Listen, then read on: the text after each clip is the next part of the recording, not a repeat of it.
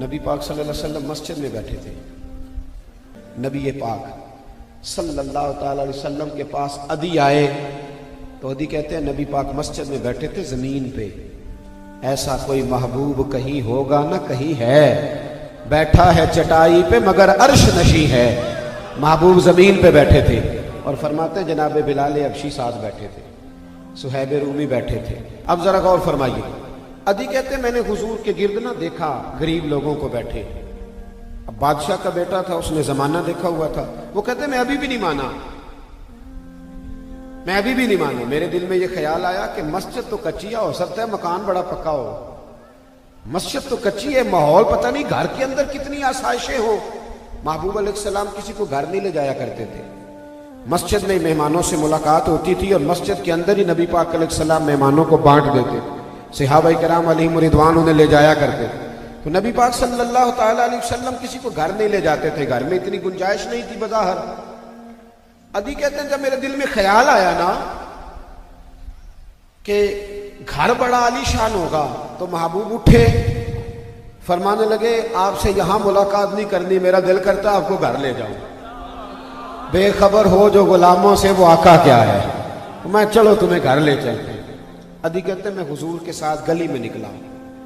जब बाहर गए ना गली में, चौक और चौराहे में, तो एक बूढ़ी औरत, फटे पुराने कपड़े, सादी सी बीबी, बड़ी सादी सी औरत नबी पाक की बारगाह में अर्ज करने लगी या रसूल अल्लाह कुछ काम था, कुछ बात करनी थी, मैं जाने ही वाली थी, आप मिल गए। वहीं खड़े खड़े मेरे हबीब ने फरमाया अम्मा जी आपको क्या जरूरत है, मैं जो मिल गया हूं, बताओ क्या बात करनी है।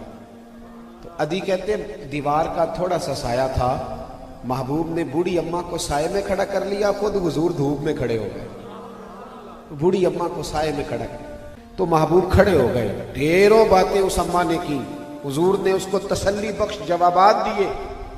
फारिग होकर फरमाया अदी चलो। अदी कहते अब मैं हुजूर के घर गया तो मैंने देखा जो चटाई है वो कई जगहों से फटी हुई है। अब तो ये बातों में बातें रह गई हैं। और फरमाते फिर महबूब के घर में मैंने एक मटका देखा और 2 प्याले मिट्टी के देखे।